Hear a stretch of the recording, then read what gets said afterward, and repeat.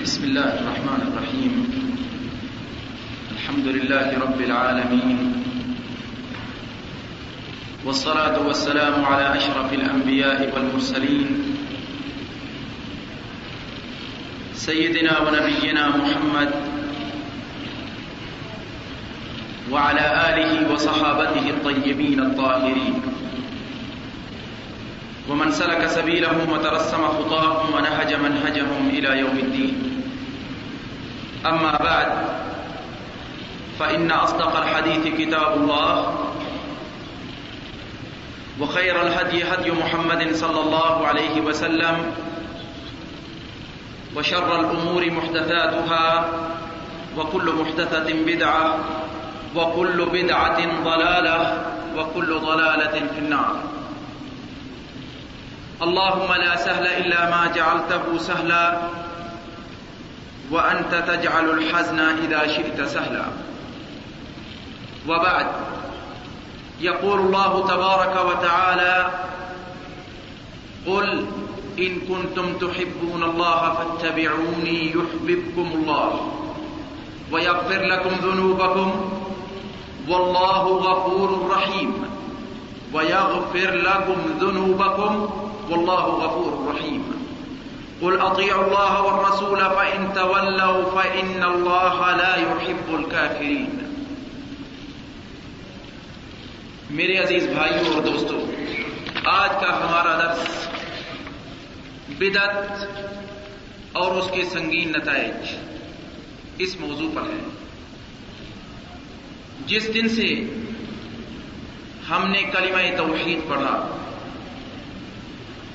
اور جس دن سے ہم نے اقرار کیا لا الہ الا اللہ محمد رسول اللہ، اس دن سے ہم نے اپنے ساتھ یہ وعدہ کیا اور اپنے نفوس کو اس چیز پر مجبور کیا کہ جو چیز رسول اکرم صلی اللہ علیہ وسلم اللہ تبارک و تعالی کی طرف سے لائیں گے اس کی اتباع کریں گے، اور جس چیز سے ہمارے رسول صلی اللہ علیہ وسلم روکیں گے اس سے رک جائیں گے. حقیقت یہ ہے، جس موضوع کو آج میں نے لیا ہے یہ واقعی اتنا خطرناک اور اتنا سنگین نتائج لاتا ہے کہ جس سے انسان یا تو فاسق بن جاتا ہے اور کبھی کبھی خارج از دائرہ اسلام ہو جاتا ہے.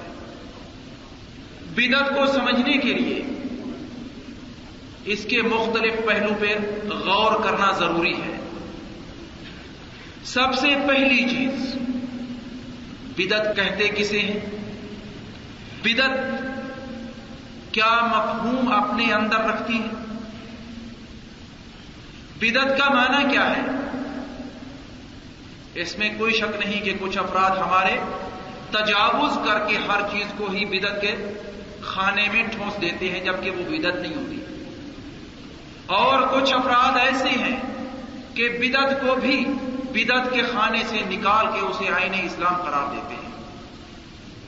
دونوں ہی پہلو اور دونوں ہی افراد کے لوگ صحیح راستے پہ نہیں ہیں. سب سے پہلی چیز ہمیں بدعت کا مفہوم سمجھنا ہے. بدعت کس چیز کو کہتے ہیں؟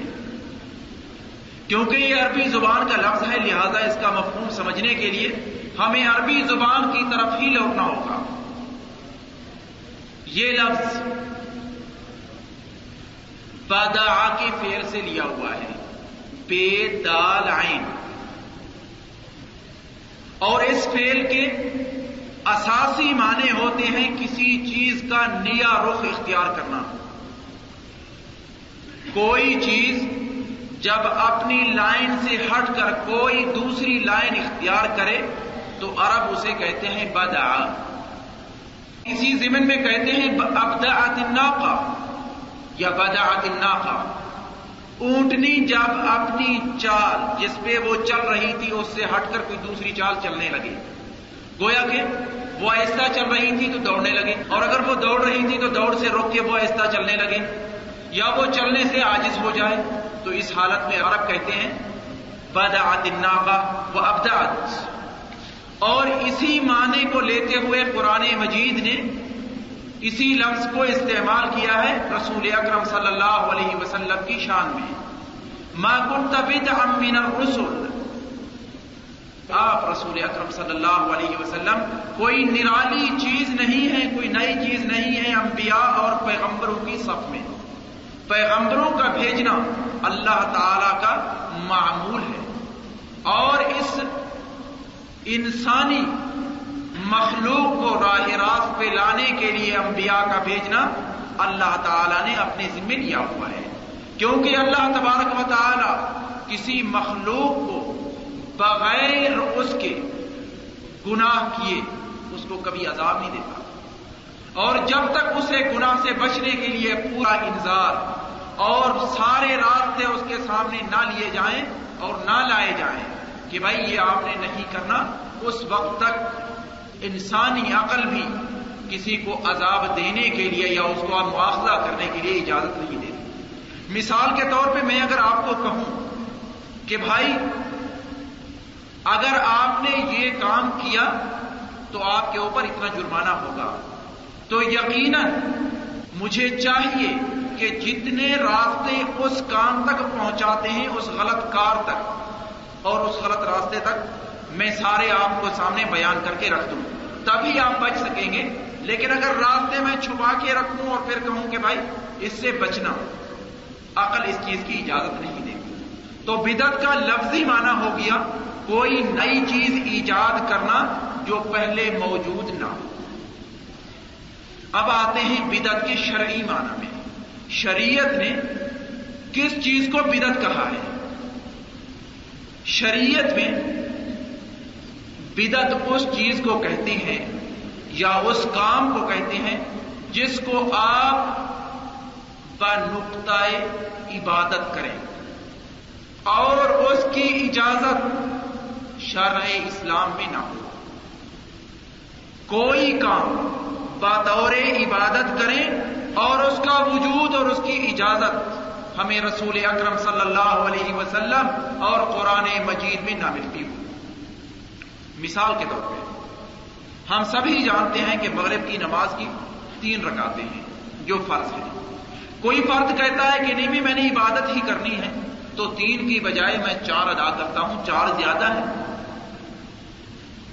تو اس نے اب اضافہ کیا اور جس چال پہ وہ چل رہا تھا 3 والی اس سے چھوڑ کے اب اس نے ایک اور چال اختیار کی یا ایک اور راستہ اختیار کیا، جبکہ دوسرا راستہ پہلے سے زیادہ کٹن ہے اور پہلے سے زیادہ سنگین ہے اور پہلے سے زیادہ جہد اور مشقت طلب ہے۔ کیا اس چیز کو شریعت قبول کرتی ہے؟ جو کام عبادت کی نگاہ سے کیا جائے اور شریعت اس کی اجازت نہ دیتی ہو اسے شریعت میں بدعت کہا جاتا ہے۔ چند مثالیں میں آپ کے سامنے پیش کرتا ہوں۔ شریعت نے آپ کو لمبے چولے پہننے کی اجازت نہیں دی۔ ٹخنوں کے نیچے جو لباس بھی ہوگا اس کے بارے رسول اکرم صلی اللہ علیہ وسلم کا ارشاد ہے۔ آپ فرماتے ہیں صلی اللہ علیہ وسلم دونوں ٹخنوں سے جو بھی لباس نیچے چلا گیا وہ جہنم میں ہے۔ صاف ظاہر ہے لباس تو جہنم میں نہیں جائے گا، لیکن لباس پہننے والا ہی جہنم میں جائے گا۔ رسول اکرم صلی اللہ علیہ وسلم کے افعال مبارکہ میں یہ ہے کہ آپ سینے پر نماز کے اندر ہاتھ باندھ کے کھڑے ہوتے تھے۔ اب اگر کوئی فرد عبادت کی نقطۂ نگاہ سے نماز کے اندر ہاتھ کھول کے نماز ادا کرتا ہے تو یقیناً وہ بدعت لایا ہے۔ تو لہذا بدعت کا ایک عام مفہوم جو سامنے آیا وہ یہ ہے کہ کوئی فعل کوئی کام آپ بطور عبادت کریں اور اس کی اجازت شریعت میں نہ ہو۔ اس لیے ہم دیکھتے ہیں عظیم سے عظیم کتاب جو بدعت کے اوپر لکھی گئی ہے وہ امام شاطبی کی ہے رحمۃ اللہ علیہ۔ ابھی تک میں نے اس کا اردو ترجمہ نہیں دیکھا، 2 جلدوں میں ہے۔ امام الشاطبی کی کتاب ہے الاعتصام بالسنہ سنت کو پکڑنا، کیونکہ جو ہی انسان سنت کو چھوڑتا ہے فوراً وہ بدعت میں جاتا ہے۔ اس سے قبل کہ میں بدعت کے مختلف پہلو آپ کو بتلاؤں، ایک ذہن میں سوال اٹھتا ہے، اور وہ عموماً ہر ذہن کے لیے کبھی نہ کبھی کسی نہ کسی موقع پہ ضرور اس کے سامنے آتا ہے۔ جب بدعت کا معنی ہے نئی چیز کا ایجاد کرنا بطور عبادت، یہی مفہوم ہے بدعت کا مختصر۔ تو لہذا اب اگر ہم غور سے دیکھیں، وحی رسول اکرم صلی اللہ علیہ وسلم کے فوت ہونے سے صلی اللہ علیہ وسلم ختم ہو گئی۔ وحی کا معنی تھا کہ ہمارے جتنے مشکلات زندگی ہیں ان سب کو حل کر کے دینا، جبکہ مشکلات زندگی ختم نہیں ہوئی رسول اکرم صلی اللہ علیہ وسلم کے لحوق رب جل وعلا سے۔ رسول اکرم تو اپنے رب کے پاس چلے گئے صلی اللہ علیہ وسلم، لیکن زندگی کی مشکلات، زندگی کی تجدید، اس کے اندر مختلف پہلو وہ تو ابھی تک باقی ہیں۔ تو لہذا ان کے لیے کیا حکم ہے؟ اب مثال لے لیں، یہ جو قمیص میں پہنے ہوئی ہوں، جو لباس آپ پہنے ہوئے ہیں، یہ رسول اکرم صلی اللہ علیہ وسلم کے زمانے میں تو نہیں تھا نا۔ یقیناً آپ کہیں گے آپ کے زمانے میں تو نیچے تہمد ہوتا تھا، اوپر تہمد نمایاں چادر ہوتی تھی جو آپ لیتے تھے علیہ الصلوۃ والسلام، تو لہذا یہ بھی بدعت میں شامل ہے۔ تو اس وقت شریعت نے اس لباس کے بارے ہمیں کہاں حکم دیا ہے کہ یہ پہننا ہے یا نہیں پہننا؟ کیا یہ بھی بدعت میں شامل ہے یا نہیں؟ آپ گاڑی پہ سوار ہوتے ہیں، رسول اکرم صلی اللہ علیہ وسلم کے زمانے میں گاڑی نہیں تھی، کیا یہ بھی بدعت میں شامل ہے یا نہیں؟ آپ ہوائی جہاز کا سفر کرتے ہیں، کیا وہ بھی بدعت میں شامل ہے یا نہیں؟ کیونکہ ہمارا دین ہماری پوری ضروریات زندگی پر حاوی اور شامل ہے، مشتمل ہے۔ کوئی ضروریات زندگی اس دین سے خارج نہیں ہے، سب چیز کا حل آپ کو شریعت میں ملے گا۔ اب میں دوبارہ اسی سوال کو لوٹاتا ہوں، رسول اکرم صلی اللہ علیہ وسلم آپ تو اللہ کو پیارے ہو گئے اور فوت ہو گئے علیہ الصلوۃ والسلام، اس زندگی سے آپ چل دیے، آپ کی دوسری زندگی ہے، اس کا ہر انسان معترف ہے، اور کوئی مسلمان بغیر اس اعتراف کے مسلمان نہیں رہتا جب تک اعتراف نہ کرے کہ اس زندگی کے بعد ایک اور زندگی بھی ہے، اور دوسری زندگی کے بعد تیسری زندگی بھی ہے، اور وہ دائمی اور ابدی زندگی ہے۔ رسول اکرم صلی اللہ علیہ وسلم اللہ کو پیارے ہو گئے، اور احداث زندگی اور مشکلات زندگی ابھی تک باقی ہیں، تو ہمیں ان مشکلات کے حل کرنے کے لیے شریعت نے کون سا دروازہ دیا ہے؟ بدعت کا دروازہ تو بند ہے، ہم نے کوئی چیز اپنی طرف سے نہیں کرنی، تو لہذا ہم کیسے اپنے یہ مشکلات نمٹائیں گے؟ اس کے لیے یاد رکھیے شریعت نے ایک بہت بڑا دروازہ کھول دیا ہے۔ دین اسلام سے قبل جتنی بھی شریعتیں آئیں، اللہ تعالیٰ کے آخری دین سے قبل جتنی بھی شریعت اور جتنے بھی احکامات انبیاء پر اترے وہ جزوی ہوتے تھے، گویا کہ اس امت کے لیے ہوتے تھے۔ اس کے بعد والی امت اور اس نبی سے بعد میں آنے والا نبی اگر اس کے اوپر اس حکم کا اقرار اترتا کہ اس کو باقی رکھیں تو باقی رہتا، ورنہ منسوخ ہو جاتا۔ لیکن اس امت پہ وہ جزوی احکام نہیں اترے بلکہ کلی احکام اترے ہیں۔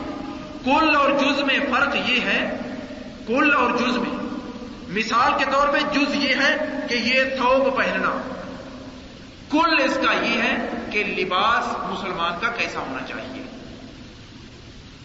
جز یہ ہے کہ آپ کا جوتا اور آپ کے جوتے اس شکل کے ہونے چاہیے، کل یہ ہے کہ جوتا ایسا ہو جو پیر کی حفاظت کرے، یہ کل ہے، وہ جز ہے۔ جز یہ ہے کہ آپ اپنی حفاظت کے لیے بندوق رکھیں مثال کے طور پہ، کل یہ ہے کہ آپ اپنی حفاظت کے لیے جتنے انتظامات ہو سکتے ہیں وہ پورے کریں۔ یہ فرق ہے کل اور جز میں۔ رسول اکرم صلی اللہ علیہ وسلم کی شریعت سے پہلے جتنی بھی شریعتیں اتری ان میں عموماً احکامات جزوی ہوتے تھے۔ رسول اکرم صلی اللہ علیہ وسلم پہ جو شریعت اتری ہے اس کے احکامات اور اس میں احکامات کلی ہیں، جزوی نہیں ہیں۔ گویا کہ جزئیات جتنی آپ کے زمانے میں موجود تھی یا جو مختلف زمانوں میں آنے والی ہیں ان سب کے لیے قاعدہ کلیہ موجود ہے، ان سب کو اٹھا کے ان کے اندر اندراج کر دیں، اگر یہ چیز اس کے اندر داخل ہو جائے تو یہ چیز جائز ہے۔ اب میں ایک مثال سے آپ کے سامنے اس قاعدے کی توضیح بھی کر دیتا ہوں۔ لباس کا اسلامی اصول کیا ہے؟ اس سے پہلے میں جبکہ میں اس کے اوپر پورا ایک درس بھی دے چکا ہوں۔ اسلامی لباس کے لیے یہ نہیں ہے کہ آپ شلوار قمیص میں یا عرب کے لباس میں ثوب اور اوپر رومال اور اس کے درمیان ٹوپی اور نیچے بنیان اور نیچے سلوار، یہ پورا ہونا چاہیے، یہ کوئی شرط نہیں ہے، بلکہ اسلام نے کچھ شروط رکھی ہیں لباس کے لیے، اسلامی لباس کے لیے۔ وہ شروط جس لباس میں پائی جائیں گی وہ لباس اسلامی کہلائے گا، چاہے وہ ایک ٹکڑے کا بنا ہوا ہو یا 2 سے ہو یا 4 سے ہو یا 6 سے ہو۔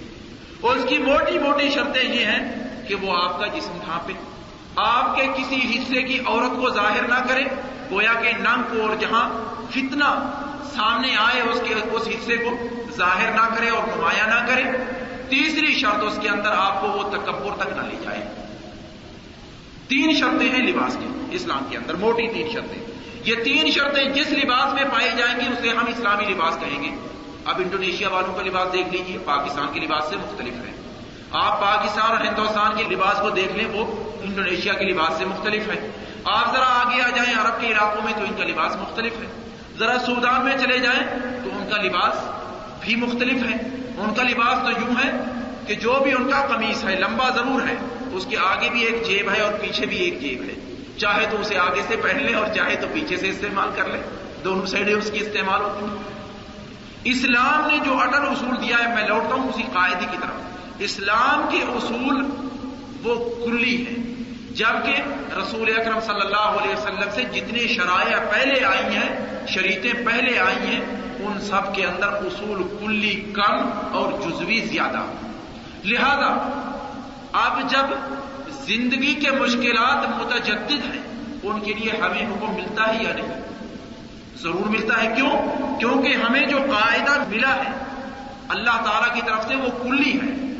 لباس چاہے وہ اس حالت میں ہو یا جو اس وقت پاکستانی پہنتے ہیں، اور ممکن ہے آگے چل کے وہ 2 کی بجائے 3 ٹکڑوں کا ہو جائے، اینو کہے 3 کی بجائے 4 کا ہو جائے، اس کا شریعت میں حکم موجود ہے یا نہیں؟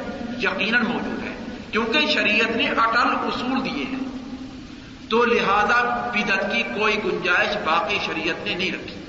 اس لیے ہم دیکھتے ہیں کہ رسول اکرم صلی اللہ علیہ وسلم آپ اپنے ہر خطبے میں یہی کہتے تھے علیہ الصلوۃ والسلام، بدعت سے پناہ مانگتے تھے، اے اللہ مجھے بدعت کی طرف نہ لے جاؤ۔ وَكُلُّ بِدْعَةٍ ضَلَالَةٍ، یہی کہتے تھے کہ ہر بدعت گمراہی ہے۔ وَكُلُّ ضَلَالَةٍ فِي النَّارِ، اور ہر گمراہی جہنم لے جانے والی ہے۔ یہ تو ہے بدعت کا مفہوم، و بدعت کے اوپر ایک جو سوال ابھرتا ہے اور عموماً ہر ذہن کے اندر ابھرتا ہے کہ بھائی اگر بدعت سے کام نہیں چلائیں گے تو زندگی رک جائے گی۔ میں کہتا ہوں مجھے ضروری نہیں ہے، بالکل شریعت نے بدعت کا دروازہ بند کیا ہے، بلکہ اس کے مقابلے میں شریعت نے اصول دیے ہیں۔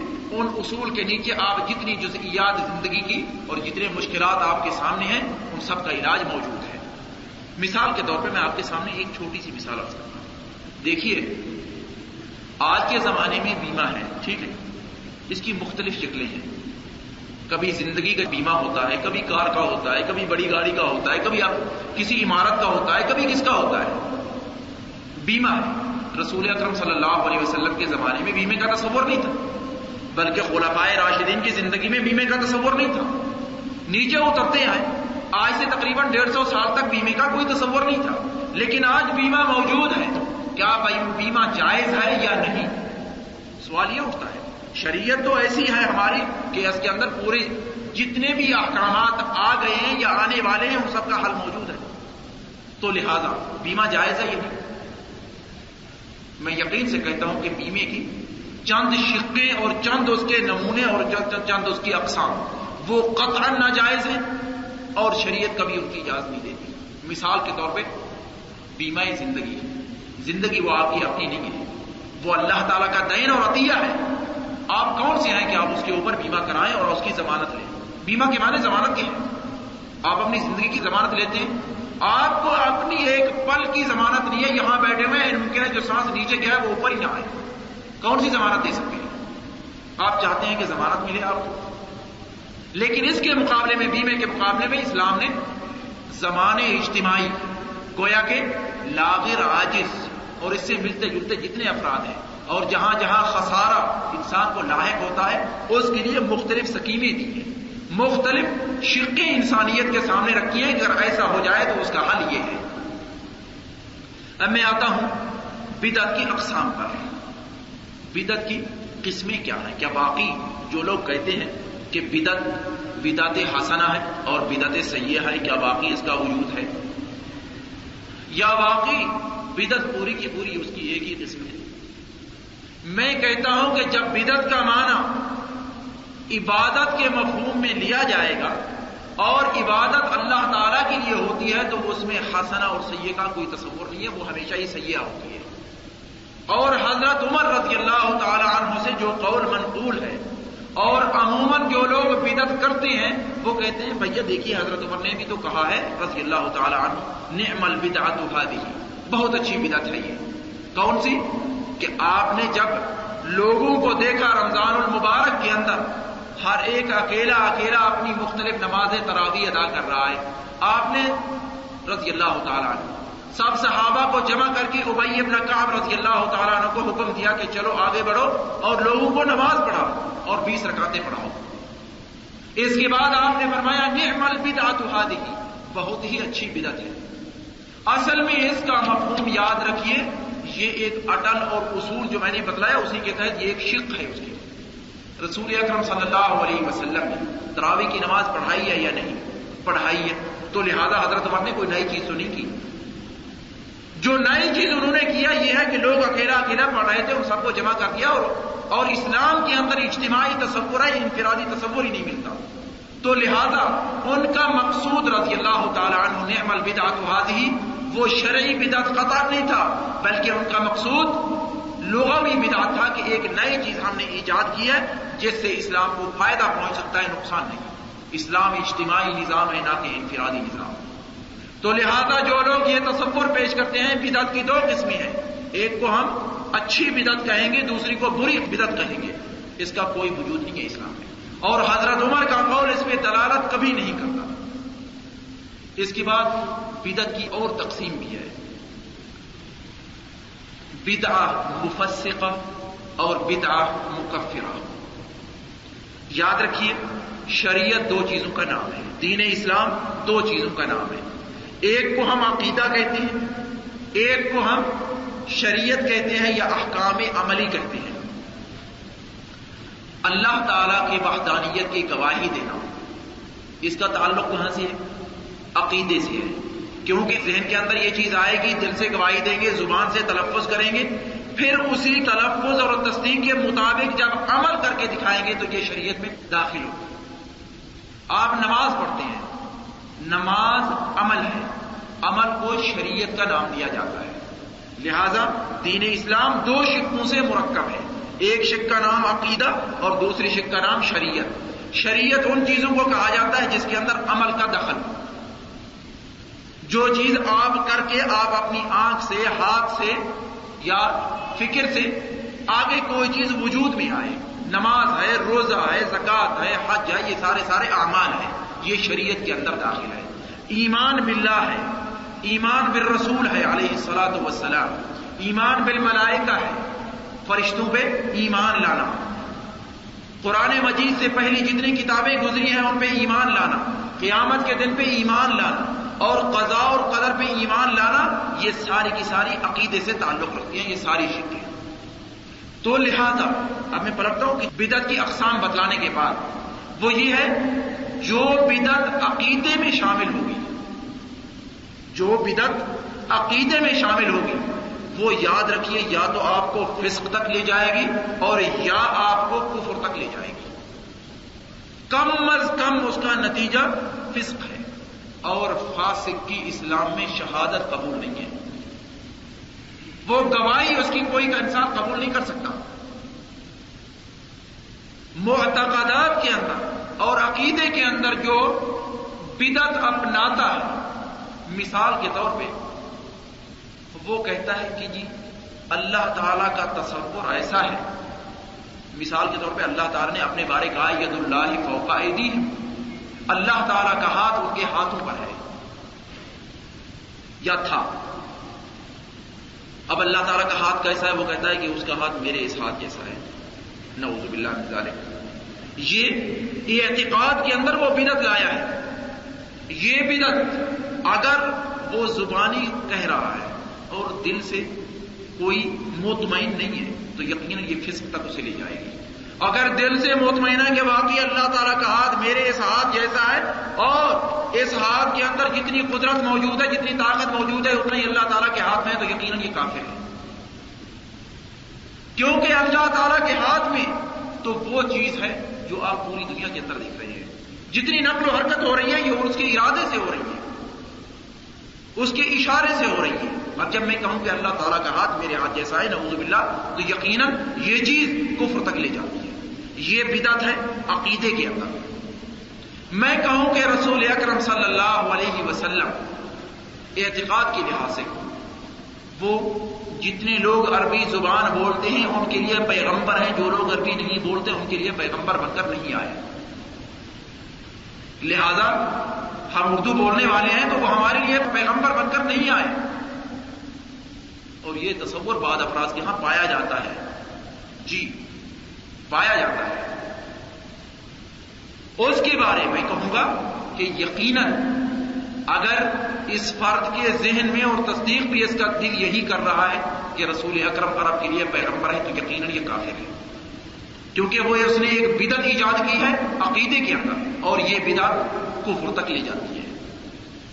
دوسری قسم بدعت کی وہ ہے عملی احکام میں، جتنی چیزیں آپ عمل میں لاتے ہیں، نماز ہے، روزہ ہے، زکوٰۃ ہے، ان کے اندر جو نئی ایجادات رسول اکرم صلی اللہ علیہ وسلم سے جو ثابت نہ وہ کرتے ہیں آپ، ان کے لیے شریعت نے اسے یا تو آپ مکروہ کہیں گے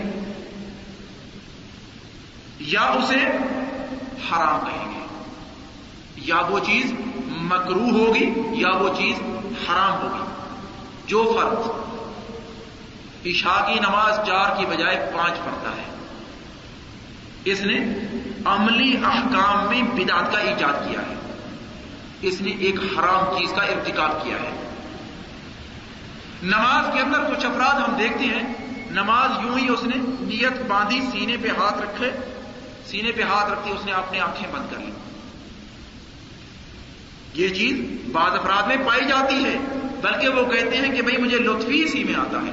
میں کہتا ہوں کہ رسول اکرم صلی اللہ علیہ وسلم سے یہ چیز ثابت نہیں ہے، یہ بدعت ہے، اور یہ بدعت مکروہات میں شامل ہے، محرمات میں نہیں۔ مکروہ اور محرم میں فرق یہ ہے، محرم کے اوپر آپ کو عذاب ملے گا، اور مکروہ کے اوپر اس کو گناہ تو ضرور ہے وہ، لیکن اس کا گناہ اور اس کی عقوبت اتنی نہیں ہے جتنی حرام کی ہے۔ تو لہذا بدعت کی یہ دوسری تقسیم ہے، کبھی بدعت عقیدے کے اندر ہوتی ہے تو وہ فسق اور کفر تک لے جاتی ہے، اور کبھی بدعت عملی احکامات میں ہوتی ہے، وہ یا محرم ہوتی ہے اور یا مکروہ ہوتی ہے۔ اب میں اس سے آگے چلتا ہوں، بدعت کے اندر خطر کیا ہے، اس کے اندر کون سی چیز مضمر ہے جو اتنی خطرناک ہے کہ شریعت نے اس کے بارے اتنے موٹے موٹے اصول، اور ہر بار رسول اکرم کہتے تھے کہ وَكُلُّ بِدْعَةٍ ضَلَالَةٍ۔ کیوں کہتے تھے؟ کیا واقعی یہ اتنی خطرناک چیز ہے؟ یہ کوئی ایٹمی بم ہے؟ یہ مسلمان کے لیے یہ اس سے بھی بڑھ کر کوئی چیز ہے؟ میں کہتا ہوں یقیناً یہ اس سے بھی بڑھ کر ہے، کیونکہ یاد رکھیے بدعت کرنے والا انسان کوئی بھی ہو، وہ چاہے اعتقاد کی بدعت ہو، وہ چاہے احکام عملی کے اندر بدعت ہو، بدعت کرنے والا انسان اس کے سامنے دو راستے ہیں، تیسرے راستے کا تصور ہی نہیں ہو سکتا۔ بدعت اس نے ایجاد کیوں کی کہ دین کے اندر یہ پہلو پایا نہیں جاتا، تو لہذا میں نے بدعت ایجاد کر کے اس پہلو کو مکمل کیا ہے، اس لیے وہ کرتا ہے نا، بغیر اس تصور کے اور کوئی تصور نہیں ہوتا۔ مثال کے طور پہ جتنی بھی صالحین کے لیے محفلیں کی جاتی ہیں، کس تصور سے کی جاتی ہیں؟ ان کے ادب اور احترام، اور اس کے پیچھے پتہ نہیں کیا کچھ سرنگی گانا بجانا سب کچھ ہوتا ہے، ان کے ادب اور احترام میں کی گئی ہے۔ نقطۂ نگاہ کیا ہے کہ یہ عبادت میں شامل ہے، ٹھیک ہے نا؟ عبادت کے نقطۂ نگاہ سے کیا جاتا ہے۔ رسول اکرم صلی اللہ علیہ وسلم کے زمانے میں یہ چیز نہیں تھی، صحابہ کے زمانے میں نہیں تھی، تابعین کے زمانے میں نہیں تھی، لیکن یہ مغلوں کے زمانے کی ایجاد ہے، لہذا جب یہ دینی نقطۂ نگاہ سے کی جائے گی تو یقیناً جو کرنے والا ہے اس کو پہلے سے نہ رسول اکرم صلی اللہ علیہ وسلم کے ہاں یہ چیز ملی، نہ صحابہ کے ہاں، نہ تابعین کے ہاں، نہ تبع تابعین کے ہاں، تو لہذا اس کے ذہن میں یہ ہے کہ دین ناقص ہے، کیونکہ دین کے اندر یہ چیز ملتی ہی نہیں، رسول اکرم صلی اللہ علیہ وسلم کے زمانے میں نہیں ملی، لہذا دین ناقص ہے اور وہ قرآن کو جھٹلاتا ہے۔ اليوم اکملت لکم دینکم واتممت علیکم نعمتی ورضیت لکم الاسلام دینا۔ اليوم اکملت لکم دینکم، میں نے آج تمہارے لیے تمہارا دین مکمل کر دیا ہے۔ جو انسان دین کے اندر نئی ایجاد کر رہا ہے وہ اس خبر کو جھٹلا رہا ہے اور اس کی تکذیب کر رہا ہے اور کہتا ہے کہ دین کامل نہیں ہے۔ اليوم اکملت لکم دینکم واتممت علیکم نعمتی، اور میں نے اپنی نعمت تمہارے لیے پوری کر دی ہے، کیونکہ دین سے بڑھ کر کوئی نعمت نہیں ہے۔ ورضیت لکم الاسلام دینا، اور میں نے تمہارے لیے دین اسلام ہی پسند کیا ہے۔ یہ تو ہے بدعت کرنے والے کا پہلا رخ کہ وہ اللہ تبارک و تعالی کی اس خبر کو جھٹلاتا ہے۔ اب اس کے لیے دوسرا راستہ کیا ہے؟ اگر وہ اقرار کرتا ہے کہ نہیں بھائی دین تو کامل ہے جیسے قرآن مجید نے خبر دی ہے، میں اس کی تصدیق کرتا ہوں کہ دین کامل ہے، اس کے لیے دوسرا راستہ جو ہے وہ یہ ہے کہ وہ رسول اکرم صلی اللہ علیہ وسلم کی طرف خیانت منسوب کرتا ہے اور کہتا ہے کہ رسول اکرم صلی اللہ علیہ وسلم نے دین مکمل نہیں دیا ہمیں، ان کی طرف جو دین پورا اترا تھا اس کے اندر خیانت کر کے کچھ چیزیں چھپا لی ہیں، کیونکہ اگر ان کی طرف دین پورا اترا ہے اور انہوں نے پورا دیا ہے تو ان محفلوں کا حکم ہونا چاہیے تھا، لہذا جب ان محفلوں کا حکم نہیں ہے تو رسول اکرم صلی اللہ علیہ وسلم نے کچھ چیزیں چھپا کر رکھ دی ہیں۔ تو بدعت کرنے والے کے سامنے یہ دو ہی راستے ہیں، یا وہ اللہ تعالیٰ کے قرآن مجید کے اندر دی ہوئی خبر کو جھٹلاتا ہے یا رسول اکرم صلی اللہ علیہ وسلم کی طرف خیانت منسوب کرتا ہے، تیسرا کوئی راستہ اس کے سامنے نہیں ہے، اور یہ دونوں ہی چیزیں اسلام کے اندر کفر کے مترادف ہیں اور کفر کے مساوی ہیں۔ جو اللہ تعالیٰ کی خبر کو جھٹلاتا ہے وہ کافر ہے، جو رسول اکرم صلی اللہ علیہ وسلم کی طرف خیانت منسوب کرتا ہے وہ کافر ہے، کیونکہ اللہ تعالیٰ نے رسول اکرم صلی اللہ علیہ وسلم کی امانت کی خبر اپنے قرآن مجید میں دی ہے۔ وَمَا يَنطِقُ عَنِ الْهَوَىٰ إِنْ هُوَ إِلَّا وَحْيٌ يُوحَىٰ، وہ اپنی طرف سے کچھ نہیں کہتا بلکہ وہ وہی چیز کہتا ہے جو اس کی طرف وحی کی جاتی ہے۔ وَلَوْ تَقَوَّلَ عَلَيْنَا بَعْضَ الْأَقَاوِيلِ، اگر وہ چند جملے اپنی طرف سے گھڑ کر اللہ تعالیٰ کی طرف منسوب کر دے، وَلَوْ تَقَوَّلَ عَلَيْنَا بَعْضَ الْأَقَاوِيلِ لَأَخَذْنَا مِنْهُ بِالْيَمِينِ، ہم اسے فنا کر دیں، ختم کر دیں۔ رسول اکرم صلی اللہ علیہ وسلم کی طرف اس چیز کا تصور بھی نہیں ہو سکتا۔ میں کہتا ہوں مسلمان تو دور کی بات ہے، رسول اکرم صلی اللہ علیہ وسلم بعثت سے پہلے سب سے پہلی دعوت جو آپ نے دی تھی اس آپ نے کیا فرمایا تھا؟ آپ نے فرمایا تھا علیہ الصلاۃ والسلام، لوگوں کو جمع کرنے کے بعد آپ نے سب لوگ آپ کے سامنے ہیں، آپ نے فرمایا ارائیتم لو اخبرتکم ان خیلا بالوادی ترید ان تغیر علیکم اکنتم مصدقین، اگر میں آپ لوگوں کو خبر دے دوں کہ اس پیچھے والی وادی میں اور پیچھے والے اس پہاڑ کے پیچھے کچھ دشمن گھوڑے سوار آپ کے لیے موجود ہیں، کیا تم میری اس خبر کی تصدیق کرو گے؟ سب نے بیک زبان یہ جواب دیا تھا ما جربنا علیک کذبا، ہم نے کبھی آپ کی زبان مبارک سے جھوٹ نہیں سنا۔ گویا کہ اگر آپ نے یہ خبر دی تو اس میں بھی آپ سچے ہوں گے، کیونکہ آپ کی زبان مبارک سے کبھی بغیر سچ کے کچھ نہیں نکلا، ہمیشہ سچ ہی سچ نکلا ہے۔ تو لہذا بدعت کرنے والا اور اس کا اقدام کرنے والا اور اس کے عمل کرنے والا انسان، کیونکہ یا تو وہ اللہ تعالیٰ کے قرآن کو جھٹلاتا ہے اور یا وہ رسول اکرم صلی اللہ علیہ وسلم کی امانت کے اندر خیانت منسوخ کرتا ہے۔ اب اس سے ذرا میں آگے چلتا ہوں۔ شریعت کے اندر وہ امر اور وہ فعل جو بدعت سے ایجاد ہوا، کیا شریعت اسے قبول کرتی ہے یا نہیں؟ اس کے بارے شریعت کا کیا حکم ہے اور مسلمان کے لیے اس کے بارے کیا حکم ہے؟ رسول اکرم صلی اللہ علیہ وسلم کا فرمان ہے، آپ فرماتے ہیں صلی اللہ علیہ وسلم، من احدث فی امرنا ھذا ما لیس منہ فہو رد، جس نے کوئی چیز ہمارے اس دین کے اندر ایجاد کی اور اس کا ہمارے یہاں سے کوئی وجود نہیں ہے، وہ مردود ہے، وہ اس کے منہ پہ ماری جائے گی، اسے مسلمان کو کبھی قبول نہیں کرنا چاہیے۔ دوسری حدیث میں آتا ہے، یہ بخاری اور مسلم کی روایت ہے، دوسری حدیث میں آتا ہے، آپ فرماتے ہیں صلی اللہ علیہ وسلم، من عمل عملا لیس علیہ امرنا فہو رد، جس نے کوئی عمل کیا، کوئی فعل بجا لایا اور اس کے اوپر ہمارا فرمان نہیں ہے، وہ فعل اور وہ قول اور وہ عمل مردود ہے، وہ کبھی مقبول نہیں ہے عند اللہ۔ اور اسی وجہ سے ہم دیکھتے ہیں رسول اکرم صلی اللہ علیہ وسلم آپ اپنے ہر خطبے میں یہی تلفظ فرماتے تھے اور یہی کہتے تھے اور اسی بدعت کی طرف اشارہ کرتے تھے، کل بدعت ضلالہ وکل ضلالۃ فی النار، بدعت ایک گمراہی ہے، بدعت گمراہی ہے اور گمراہی ہمیشہ جہنم میں دھکیل دینے والی ہے۔ اور دوسرے خطبے میں آپ یوں فرمایا کرتے تھے علیہ الصلاۃ والسلام، آپ فرماتے تھے، اما بعد فإن خیر الحدیث کتاب اللہ، خیر الحدیث سب سے اچھی گفتگو اور سب سے اچھا کلام وہ اللہ تعالیٰ کی کتاب ہے۔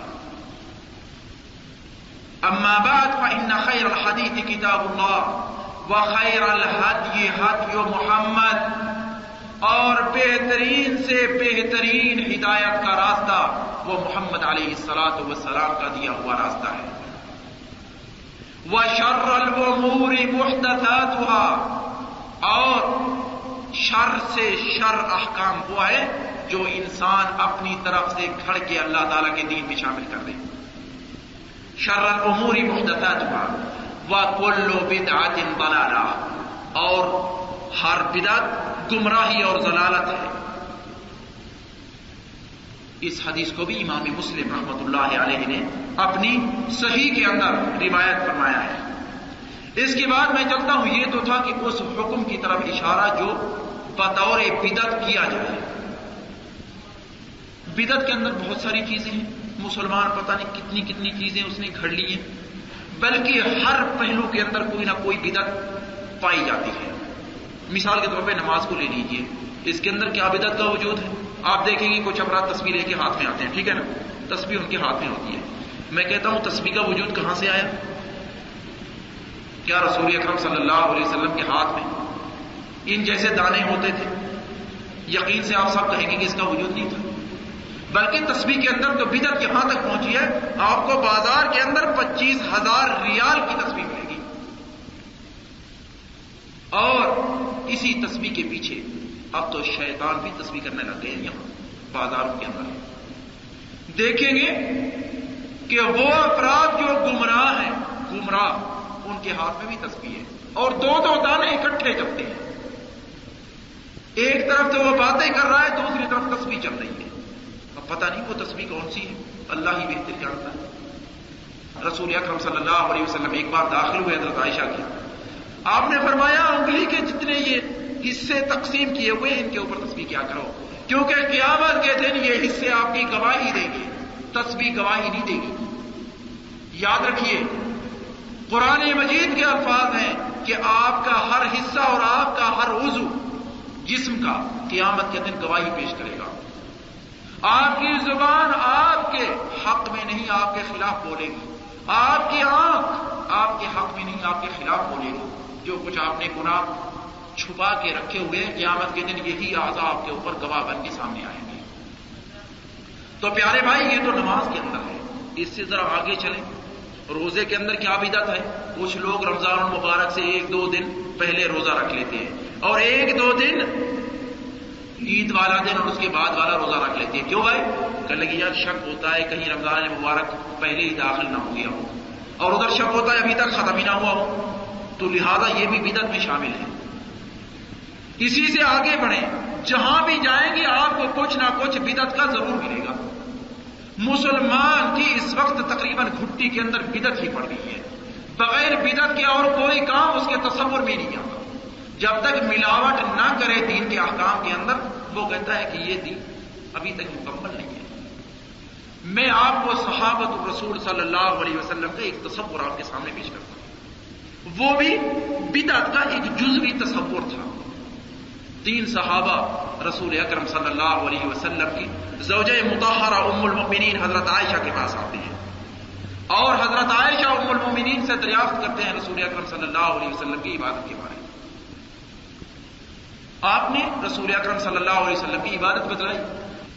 جب ان 3 صحابہ نے یہ سارے احکامات سنے اور رسول اکرم صلی اللہ علیہ وسلم کی زندگی کے پہلو سامنے آئے تو حدیث پاک میں آتا ہے فَكَأَنَّمَا تَقَالَّوْهَا، انہوں نے اس جیسی عبادت کو بہت ہی کم سمجھا اور کہنے لگے کہ وہ تو رسول ہیں، ان کے تو جتنے پچھلے اور آگے آنے والے اور موجودہ گناہ سبھی معاف ہو چکے ہیں، لیکن ہمارے گناہ تو باقی ہیں. ہمیں تو عبادت کے اندر منہمک ہو جانا چاہیے اور رات دن عبادت ہی عبادت کرنی چاہیے.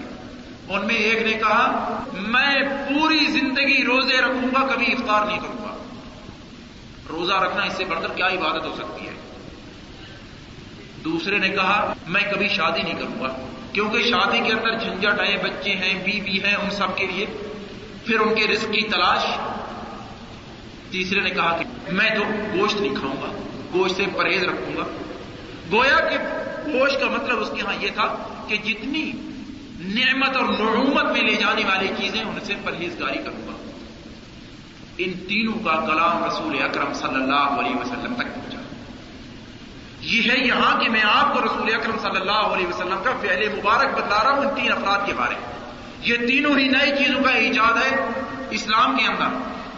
ان کا جزوی تصور موجود ہے. شادی کرنا اور نہ کرنا یہ آپ کے بس کی چیز ہے.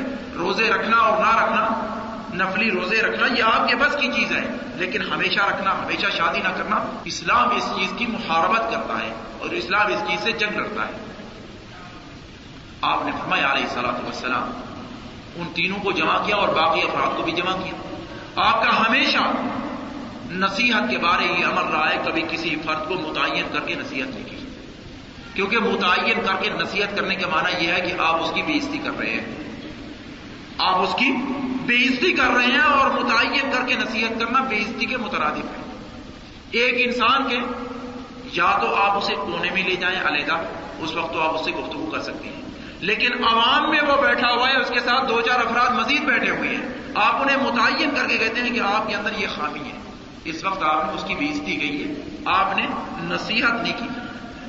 آپ کا ہمیشہ معمول رہا کہ آپ جہاں بھی نصیحت چاہتے تھے کرنا علیہ الصلوۃ والسلام لوگوں کو جمع کر لیتے تھے اور اس کے ساتھ ساتھ خطاب کرتے تھے کہ میں نے دیکھا ہے یا سنا ہے کچھ لوگ یہ کرتے ہیں. وہ 3 افراد بھی جمع ہوئے. اس کے بعد آپ نے فرمایا علیہ الصلوۃ والسلام مجھ تک پہنچایا گیا ہے کہ کچھ افراد میری امت کے یہ کہتے ہیں اور یہ کہتے ہیں اور یہ کہتے ہیں. اس کے بعد آپ نے فرمایا وہ جملے ہیں قابل غور اور مسلمان کی زندگی کے لیے نمونہ. انی اخشاکم للہ واتقاکم لہ، میں تم میں سے سب سے زیادہ پرہیزگار ہوں اور سب سے زیادہ متقی ہوں. آپ نے فرمایا اتزوج النساء، میں شادی کرتا ہوں. اتزوج النساء، انام اللیل وافطر، انام اللیل واقوم. تیسرے کے بارے اختلاف ملتا ہے روایات میں کہ اس نے گوشت کے بارے منع کی تھی یا اس نے کہا تھا کہ میں ساری رات تہجد میں گزاروں گا. معلوم ہوتا ہے اس حدیث سے کہ آپ کے اس تیسرے فرد نے تہجد کے بارے کہا تھا کہ ساری رات، جو ہی رات ہوئی میں تہجد کے کھڑا ہو جاؤں گا جب تک صبح نہیں. آپ نے فرمایا اقوم و انام، میں تہجد کے لیے کھڑا بھی ہوتا ہوں اور سو بھی جاتا ہوں. اور اس کے ساتھ ساتھ آپ نے فرمایا من راغب عن سنتی فلیس منی، جس نے میری اس سنت سے منہ پھیرا وہ میرے میں سے نہیں ہے۔ گویا کہ وہ مسلمان نہیں ہے۔ مسلمان کی جتنی نشانیاں اور علامات ہیں وہ اس میں نہیں پائی جاتی۔ یہ تو ہے پیارے بھائی جزوی تصور اور ایک معمولی سی چیز جو عبادت کے لیے صحابہ کرنا چاہتے تھے اس کے بارے بھی آپ نے منع فرما دیا کہ ایسا نہیں کرنا چاہیے، کیونکہ دائرہ اسلام پوری زندگی کا نام ہے۔ آپ جب اپنے بچوں کے لیے رزق کی تلاش میں نکلتے ہیں تو یقین جانے اس وقت بھی آپ عبادت کے اندر ہیں۔ آپ جب راستے کے اندر پتھر پڑا ہوا ہے اس کو ہٹاتے ہیں تو اس وقت بھی آپ عبادت کر رہے ہیں۔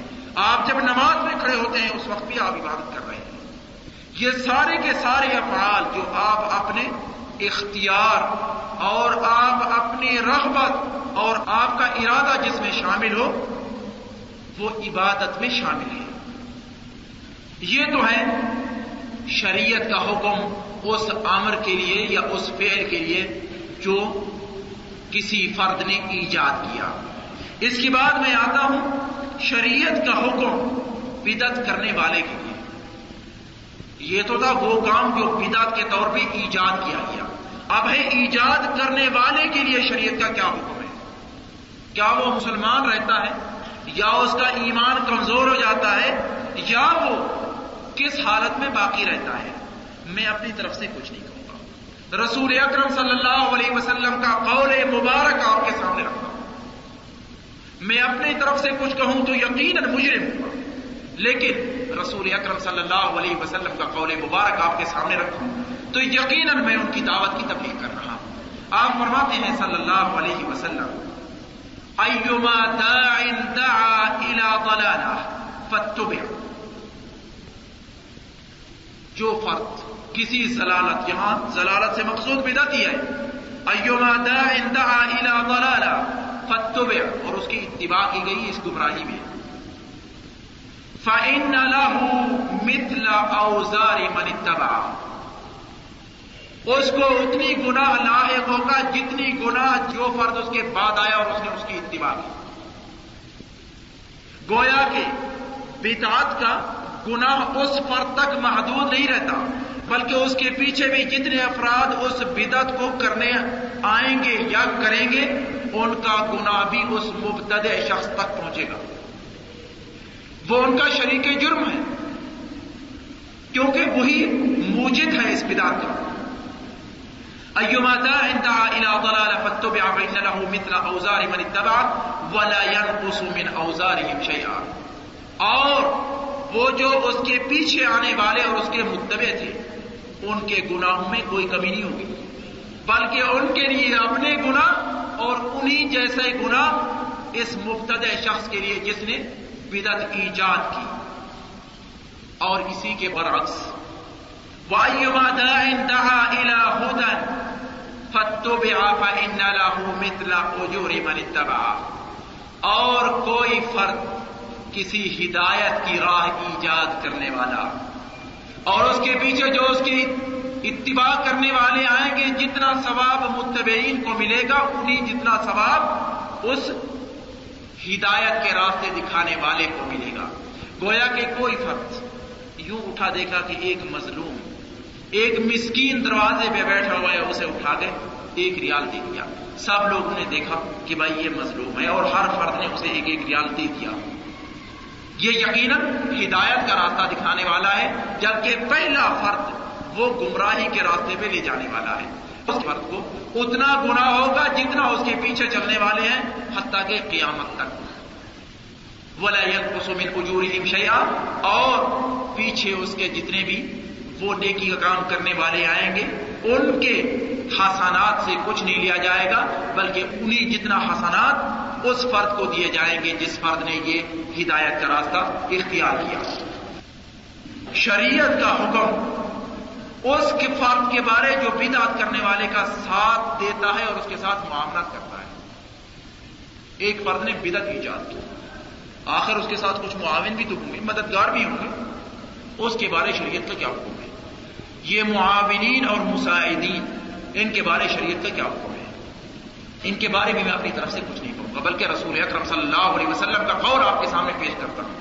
آپ فرماتے ہیں صلی اللہ علیہ وسلم، اور یہ روایت بخاری شریف کے اندر ہے، حضرت انس بن مالک رضی اللہ تعالیٰ عنہ روایت فرماتے ہیں، آپ فرماتے ہیں صلی اللہ علیہ وسلم، پوچھا گیا حرم رسول اللہ صلی اللہ علیہ وسلم المدینہ، کیا رسول اکرم صلی اللہ علیہ وسلم نے مدینہ منورہ کی حرمت فرمائی ہے؟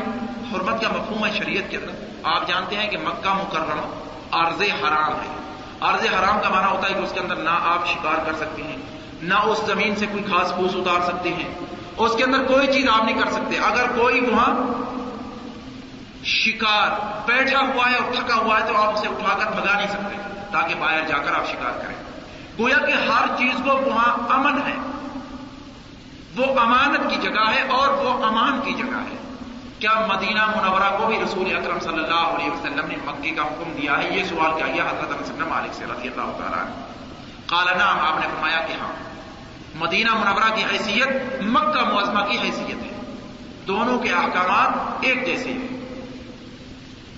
ما بین کذا الی کذا، آپ نے فرمایا کہ اس پہاڑ سے اس پہاڑ تک، اور اس کی نشاندہی دوسری احادیث میں کر دی گئی ہے۔ جبل احد سے لے کر مسجد قباء کے پیچھے والا پہاڑ اور حرہ شرقیہ اور حرہ غربیہ والے دو پہاڑ وہ آج بھی موجود ہے مدینہ منورہ کے اندر، جو پر دیکھنا چاہے آج بھی اسے نظر آتے ہیں۔ یہ مدینہ منورہ کی حرمت کا احاطہ ہے اور یہ حرمت کی جگہ ہے مدینہ منورہ کی۔ اس کے پیچھے جو آپ شکار بھی کر سکتے ہیں، اور جتنے احکامات ارض حرام سے متعلق ہیں وہ سارے آپ اپنے اوپر لاگو کر سکتے ہیں۔ لا یقطع شجرها، وہاں کوئی درخت نہیں کاٹا جائے گا۔ من احدث فیہا حدثا، جس فرد نے کسی بدعت کا ایجاد کیا اس زمین میں، فعلیہ لعنت اللہ، فعلیہ لعنت اللہ، اس کے اوپر اللہ تعالیٰ کی لعنت ہے اور اللہ تعالیٰ کی لعنت ہے۔ ہم ایک دوسرے کے لیے لعنت کا لفظ بڑی آسانی سے استعمال کر لیتے ہیں، جبکہ لعنت کا تصور جو اسلام نے دیا ہے، یقین جانے اس سے بڑھ کر کوئی طاقتور لفظ نہیں ہے جو ڈرانے کے لیے استعمال کیا گیا۔ لعنت کے معنی اللہ تعالیٰ کی رحمت سے دوری کا مستحق ہونا۔ جو اللہ تعالیٰ کی رحمت سے دور ہوا اس کا ٹھکانہ کیا ہے؟ جہنم۔ کسی فرد کو لعنت اور کسی فرد پہ لعنت بھیجنا اسلام کے اندر اس کی اجازت نہیں ہے، بلکہ اگر کسی فرد نے لعنت کا اس سے بھی چھوٹا موٹا اگر لفظ استعمال کیا تو حدیث پاک میں آتا ہے کہ اگر وہ سامنے والا فرد اس چیز کا مستحق تھا تو اس کے لیے وہ ہو گیا، لیکن اگر اس کے لیے وہ مستحق نہیں تھا تو یقیناً جو قائل تھا اس لفظ کا اس کی طرف یہ لفظ لوٹے گا۔ آپ جس فرد کو لعین کہہ رہے ہیں یا لعنت کا خطاب دے رہے ہیں، اگر وہ لعنت کا مستحق نہیں ہے تو یقیناً میں کہتا ہوں کہ وہ لعنت آپ کی طرف لوٹے گی، کیونکہ رسول اکرم صلی اللہ علیہ وسلم نے اس چیز کی خبر دیا اور رسول اکرم صلی اللہ علیہ وسلم کی خبر ہمیشہ سچی رہی اور رہے گی اور ہوتی ہے علیہ الصلوۃ والسلام۔ فعلیہ لعنت اللہ، اس کے اوپر ہے اللہ تعالیٰ کی لعنت، والملائکہ، اور اس کے فرشتوں کی لعنت، فرشتے بھی اس کے اوپر لعنت بھیجتے ہیں، اجمعین، سارے فرشتے لعنت بھیجتے ہیں۔ فرشتوں کی تعداد کیا ہے؟ اس کے بعد ایک چھوٹی سی روایت میں آپ کے سامنے پیش کرتا ہوں جس کو رسول اکرم صلی اللہ علیہ وسلم نے لیلۃ المعراج میں آپ نے بتلایا علیہ الصلوۃ والسلام۔ اسراء اور معراج رسول اکرم صلی اللہ علیہ وسلم کو یہ چیز بطور تحفہ ملی اور یہ اللہ تعالیٰ کا اکرام ہے خاتم النبیین علیہ الصلوۃ والسلام کے لیے۔ وہاں آپ نے بیت المعمور دیکھا، بیت المعمور کعبہ کے اوپر سماوات کے اندر اور آسمانوں میں اللہ تعالیٰ کا گھر ہے جس کا طواف فرشتے کرتے ہیں۔ فرشتے طواف کرنے والے 70,000 فرشتہ ڈیلی طواف کرتا ہے، 70,000 فرشتہ، اور 70,000 فرشتے کو دوبارہ طواف کرنے کا موقع نہیں ملتا۔ اب آپ ہی ان کی تعداد تصور کر لیں۔ رسول اکرم صلی اللہ علیہ وسلم فرماتے ہیں کہ آسمانوں کے اندر کوئی جگہ ایسی خالی نہیں ہے جہاں 4 انگشت کی جگہ خالی ہو، جہاں فرشتہ رکوع اور سجود کی حالت میں نہ ہو۔ یہ تو ہماری بدقسمتی ہے اور انسانیت کی بدقسمتی ہے کہ اللہ تعالیٰ کی عبادت سے ہٹے ہوئے ہیں. عبادت کا مفہوم اتنی تنگ کر دیا ہے ہم نے کہ نماز روزہ تو عبادت میں شامل ہے، حصول رزق حلال یہ عبادت میں شامل نہیں ہے. اپنی آنکھ کو گناہ کی نگاہ سے بچانا یہ عبادت میں شامل نہیں ہے. کہتے ہیں نہیں اس میں کیا ہے، کچھ نہیں ہے، یہ تو ہمارا اپنا ذاتی فعل ہے. نہیں میں کہتا ہوں جو چیز بھی آپ شرعی نقطۂ نگاہ کو سامنے رکھ کے کریں گے اس میں آپ عابد کہلائیں گے، اس میں آپ کو اجر ملے گا، اس پہ آپ کو قیامت کے دن آپ کے میزان کے اندر حسنات کا وجود ہوگا. حضرت انس بن مالک نے یہ بھی کہا تھا او آوا محدثن، یا جس فرد نے کسی بدعت کرنے والے کی معاونت کی ہو، یا اس کو پناہ دی ہو، یا اس کے ساتھ کوئی مساعدت کا ہاتھ بڑھایا ہو، یقین جانے یہ الفاظ اور اس چیز کا حکم انسان اپنی طرف سے کبھی نہیں کہہ سکتا جب تک اس فرد کے پاس رسول اکرم صلی اللہ علیہ وسلم کی خبر نہ ہو. حضرت انس بن مالک جب یہ روایت کر رہے ہیں کہ ہاں اس فرد کے اوپر بھی اللہ تعالیٰ کی لعنت ہے جس فرد نے کسی بدعت کرنے والے کو اپنے ہاں ٹھہرایا، اپنے ہاں پناہ دی، اس کے ساتھ معاونت کی، اس کی مساعدت کی، وہ چاہے کسی طور کی مساعدت ہو. یہ سارے کے سارے افعال اس چیز کے اندر شامل ہیں کہ وہ بدعت کرنے والا اور بدعت کو یا مبتدع کی مساعدت کرنے والا دونوں ہی ایک جیسے ہیں تقریباً شریعت کے اندر. آخری نقطہ بدعت کے موضوع پہ میں آپ کے سامنے جو پیش کرتا ہوں وہ یہ ہے کہ بدعت کی روک تھام کیسے کی جائے، کیسے کرنی چاہیے یا کیسے ہوتی ہے. بدعت جب اتنی سنگین چیز ہے کہ دائرہ اسلام سے خارج کر دیتی ہے، یا یہ فسق تک پہنچاتی ہے، یا یہ مکروہ افعال کراتی ہے، یا محرم افعال تک لے جاتی ہے، جب اتنی سنگین چیز ہے تو اس کی روک تھام کے لیے شریعت نے کیا کیا ہے؟ پیارے بھائی، اس کی روک تھام کے لیے شریعت نے ایک اٹل اصول دیا ہے، وہ ہے رسول اکرم صلی اللہ علیہ وسلم کی سنت کو پھیلانا. جتنی سنت کو آپ پھیلائیں گے اتنی بدعت کے راستے میں رکاوٹیں ڈالیں گے. جتنی سنت سے جی چرائیں گے، سنت کی طرف نہیں آئیں گے، اتنا ہی آپ بدعت کی طرف زیادہ قریب ہوں گے. مبتدع انسان، آپ یقین سے میں بھی کہتا ہوں اور آپ بھی کہیں گے مبتدع انسان کون ہوتا ہے؟ جو سنت کے نزدیک ہو یا بدعت کے نزدیک ہو. یقیناً وہ سنت سے دور ہوتا ہے اور بدعت کے نزدیک ہوتا ہے. اس لیے ہمارے علماء رحمۃ اللہ علیہ انہوں نے ہمیشہ یہ کہا ہے کہ اگر بدعت کی روک تھام کرنی ہے تو رسول اکرم صلی اللہ علیہ وسلم کی سنت کو زیادہ سے زیادہ پھیلاؤ، اور ہر کام میں جہاں سنت کا حکم ملا ہے اسے آگے بڑھاؤ. اور انشاءاللہ اللہ تعالیٰ نے اگر زندگی دی آئندہ ہفتے میں اسی سنت کی ذمہ داری اور تبلیغ دین کے اوپر آئندہ ہمارا درس ہے. وآخر دعوانا الحمد للہ.